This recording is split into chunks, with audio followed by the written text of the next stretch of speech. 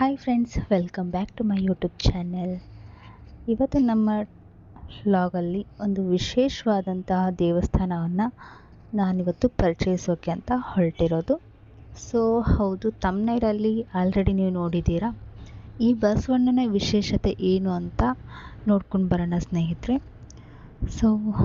ಬನ್ನಿ. ಇವಾಗ ನಾವು ದೇವಸ್ಥಾನದ ಹತ್ತಿರ ಬಂದಾಯಿತು. ಇದು ಯಾವ ದೇವಸ್ಥಾನ, ಯಾವ ಊರಲ್ಲಿದೆ ಎಲ್ಲವನ್ನು ನಿಮಗೆ ನಾನು ಹೋಗ್ತಾ ಎಕ್ಸ್ಪ್ಲೇನ್ ಮಾಡ್ತೀನಿ ಸ್ನೇಹಿತರೆ. ನೋಡಿ, ಇದೇ ದೇವಸ್ಥಾನದ ಕಳಶ. ಈ ದೇವಸ್ಥಾನದ ಮಹಿಮೆಯನ್ನು ನಾನು ಮೊದಲಿಗೆ ಹೇಳಬೇಕು. ಹಾಗೆಯೇ ಇವತ್ತು ನಾವು ಬಂದಿರೋದು ಐತಿಹಾಸಿಕ ಸ್ಥಳ ಕುರುಗೋಡು, ಬಳ್ಳಾರಿ ಜಿಲ್ಲೆ. ನೋಡಿ, ಇಲ್ಲಿ ಬೋರ್ಡರ್ ಕಾಣಿಸ್ತಾ ಇದೆ. ಈ ಊರು ಕುರುಗೋಡು, ಶ್ರೀ ದೊಡ್ಡ ಬಸವೇಶ್ವರ ಈ ಒಂದು ಊರಲ್ಲಿ ಇರುವಂಥದ್ದು. ಈ ಬಸವೇಶ್ವರನ ವಿಶೇಷತೆ ತುಂಬಾ ಚಿಕ್ಕದಾಗಿರುವಂಥ ಬಸವಣ್ಣ ಇಲ್ಲಿ ಇರ್ತಾರಂತೆ. ಅದು ಪೂಜೆ ಮಾಡ್ತಾ ಬೆಳೀತಾ ಇವಾಗ ಗರ್ಭಗುಡಿ ಪೂರ್ತಿ ಆ ಬಸವಣ್ಣ ಬೆಳೆದಿದ್ದಾನೆ. ಆ ಬಸವಣ್ಣವನ್ನು ಪೂಜಿಸೋಕ್ಕೂ ಆಗದೇ ಇರೋಷ್ಟು ಎತ್ತರ ಮಟ್ಟಕ್ಕೆ ಬಸವಣ್ಣ ಇಲ್ಲಿ ಬೆಳೆದಿರುವಂಥದ್ದು.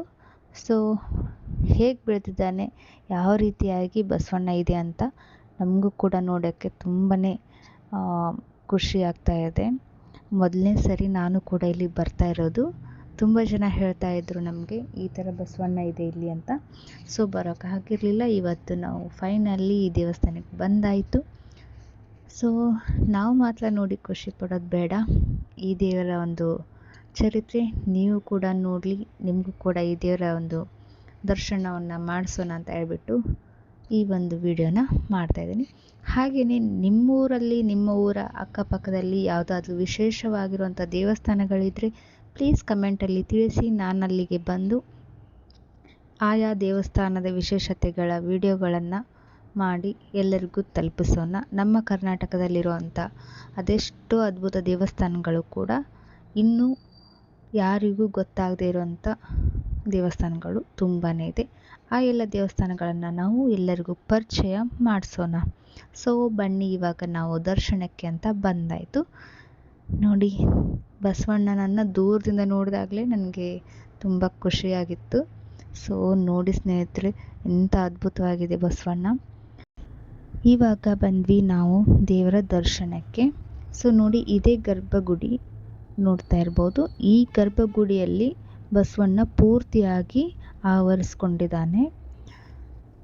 ಈ ಬಸವಣ್ಣನನ್ನು ಪೂಜಿಸುವಂಥ ಇಲ್ಲಿನ ಪೂಜಾರಿಗಳಿಗೆ ತುಂಬಾ ಎತ್ತರದಲ್ಲಿ ಬೆಳೀತಾ ಇರೋ ಬಸವಣ್ಣನಿಗೆ ಪೂಜೆಯನ್ನು ಮಾಡೋದು ತುಂಬ ಕಷ್ಟ ಅನ್ನೋ ಕಾರಣಕ್ಕೆ ಬೆನ್ನಲ್ಲಿ ಹಾರೆಯನ್ನು ಹಾಕಿದಾರಂತೆ.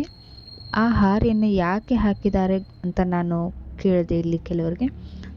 ಅವ್ರು ಹೇಳಿದರು, ಆ ಹಾರೆಯನ್ನು ಹಾಕೋದ್ರಿಂದ ಬಸವಣ್ಣನ ಬೆಳವಣಿಗೆ ಅಲ್ಲಿಗೆ ನಿಲ್ಲತ್ತೆ ಅಂತ ಹೇಳಿದರು. ಈ ಬಸವಣ್ಣ ಅಷ್ಟೊಂದು ದಿನೇ ಬೆಳೀತಾ ಇದ್ದಂತೆ. ನೋಡ್ತಾ ಇರ್ಬೋದು ಸ್ನೇಹಿತರೆ, ಎಷ್ಟೊಂದು ಚೆನ್ನಾಗಿದೆ ದೇವಸ್ಥಾನ ಅಂತ. ನೋಡಿ, ಬಸವಣ್ಣನೂ ಕೂಡ ತುಂಬಾ ದೊಡ್ಡ ಮಟ್ಟದಲ್ಲಿನೇ ಬೆಳೆದಿರೋದು. ಇದು ಹೇಗೆ ಬೆಳೆದಿದೆ ಅಂತ ನೋಡೋಕೆ ನನಗೆ ನಿಜವಾಗ್ಲೂ ಎಕ್ಸೈಟಲ್ಲಿ ಕಾಯ್ತಾ ಇದ್ದೆ. ಫೈನಲಿ ಇದನ್ನು ನೋಡಿದಾಗ ನನಗೆ ನಿಜಕ್ಕೂ ಅಮೇಝಿಂಗ್ ಅಂತಲೇ ಅನ್ನಿಸ್ತು ಕೂಡ. ನೋಡಿ, ತುಂಬ ಪ್ರಶಾಂತವಾಗಿರುವಂಥ ದೇವಸ್ಥಾನ, ತುಂಬ ಚೆನ್ನಾಗಿದೆ. ಹಾಗೆಯೇ ಈ ಬಸವಣ್ಣನನ್ನು ನಾನು ಪದೇ ನಿಮಗೆ ಯಾಕೆ ತೋರಿಸ್ತಾ ಇದ್ದೀನಿ ಅಂದರೆ, ಇದು ನಿಜಕ್ಕೂ ವಿಚಿತ್ರ ಅಂತ ನನಗನ್ನಿಸ್ತು. ಅಷ್ಟೊಂದು ಎತ್ತರ ಮಟ್ಟದಲ್ಲಿ ಬೆಳೆದಿದೆ.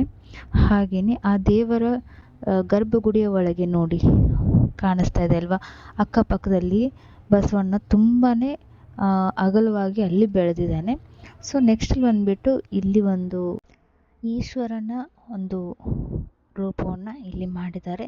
ಇದರಲ್ಲೂ ಕೂಡ ಅಷ್ಟೇ ತುಂಬಾ ಚೆನ್ನಾಗಿದೆ. ಒಂದು ದೊಡ್ಡ ಬಂಡೆನೇ ಇಲ್ಲಿ ಇದೆ. ಇದರ ಮಹಿಮೆ ಏನು ಅಂತ ನಾನು ಗೊತ್ತಿಲ್ಲ, ಆದರೆ ತುಂಬಾ ಬೆಳೆದಿರೋದನ್ನು ನೋಡಿ ಎಷ್ಟೊಂದು ಚೆನ್ನಾಗಿದೆ. ಫೈನಲ್ಲಿ ಇಲ್ಲಿ ಪ್ರಸಾದ ಕೂಡ ಇತ್ತು.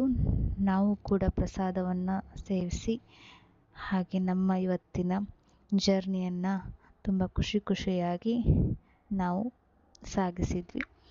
ನೋಡಿ ಸ್ನೇಹಿತರೆ, ಇದು ಮೊದಲಿನ ಸಂಪ್ರದಾಯದ ರೀತಿಯಲ್ಲಿದೆ. ಇನ್ನೂ ಕೂಡ ಊಟದ ವ್ಯವಸ್ಥೆ ಆಗಿರ್ಬೋದು ತುಂಬ ಚೆನ್ನಾಗಿದೆ.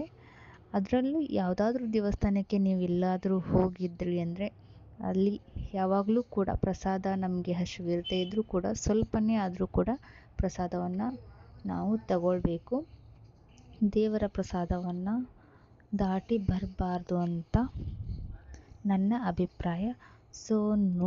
ಸೊ ನೋಡಿದ್ರಲ್ಲ, ವಿಡಿಯೋ ಇಷ್ಟ ಆದರೆ ಪ್ಲೀಸ್ ಲೈಕ್ ಮಾಡಿ, ಕಮೆಂಟ್ ಮಾಡಿ, ಹಾಗೆ ನಮ್ಮ ಚಾನಲ್ಗೆ ಸಬ್ಸ್ಕ್ರೈಬ್ ಆಗಿ. Thank you for watching.